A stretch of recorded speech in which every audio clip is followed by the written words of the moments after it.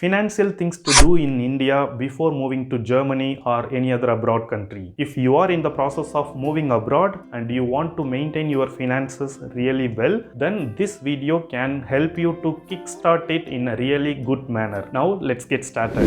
First one is accounts. First of all, you need a NRE account, non-residence external account. If you want to move your euro salary into INR, then NRE account is the best option. You need to transfer your money from your German bank account to this NRE Indian account. In this account, whatever the money you put in and whatever the investments you make, you do not need to pay income tax because you have already paid income tax in the working country. In my case, it is in Germany. Second one, in case if you have already different savings accounts in India, then it is important to convert them into NRO account, non-residence ordinary account. So before moving out of India, make sure that you are opening a NRE account and you are converting your other savings accounts to NRO. You may ask, is it possible to open a NRE account after moving out of India? If there are any Indian banks available in your current country, you can visit them and you can open from there also. And at the same time, you can also do it through online. You may need to fill some forms, do your KYC and send those documents to India, and they will send you some papers to your current country. There are some to and fro documentation processes. Once you complete that, you can also create these accounts from your current country also. But to be proactive and to avoid some hassles,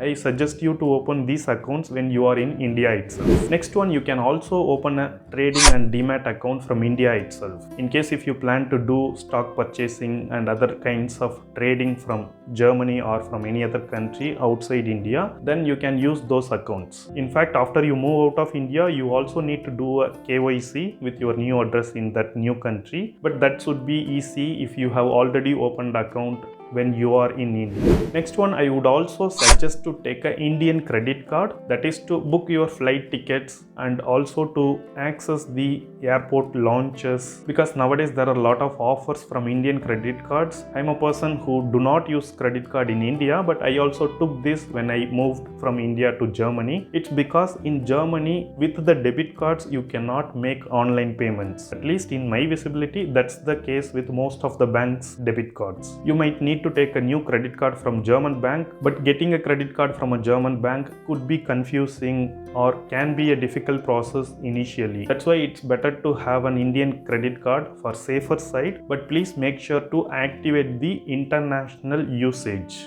And also there would be a limit for international usage. You also need to set that as well. I hope you would be able to do that easily with your net banking, but please make sure to do that before you start your travel, because sometimes after you arrive here, if you do not have euros in your hand and if you want to take, let's say, train tickets or something like that, it's good to have an Indian credit card, because Visa or Master credit cards are accepted all over the world. There could be some additional charges, I do not deny that, but instead of having nothing, you should have at least something in your hand. Next one is, you can also apply for a Forex card, which can be useful to convert your INR money into euro or any other currency when you are moving from India to Germany or any other country. Of course, as I said in the previous point, credit card is one option, but in case if you want to avoid that extra 1% or 2% charges on your Indian credit card, this Forex card can be of help. I have put some money from my NRO account to this Forex card. When I came here, I used that to purchase the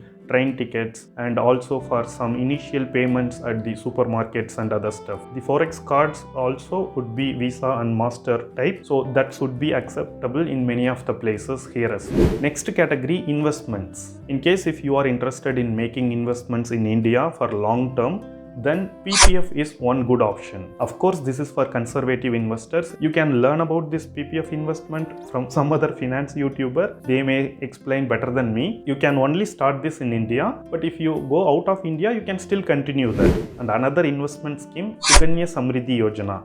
In case if you have a female child already, then you can also open a SSYA account in India itself, either through the local post office or from any of your bank accounts. This is also similar to PPF. You can only open in India, but after leaving India you can continue that. SSY is only for female child, but in the same way there is also equivalent scheme for male child as well. I know only in Tamil Nadu this is called as Pon Magan Semiputittam or Selva Magan Semiputittam, but I do not know how it is known across India, but I am sure this would be available in different states with different names. I am not asking you to invest in this scheme. I'm just telling, in case if you have planned to invest in such schemes, you research about different schemes, what you want to invest, and before even you leave India, you need to make the right investment choices. There may be possibilities that during your relocation time, you may not have a lot of money to start these investments, but if you have the interest to start, then start these investments with minimum money, and once you start saving a bit more money from your foreign job,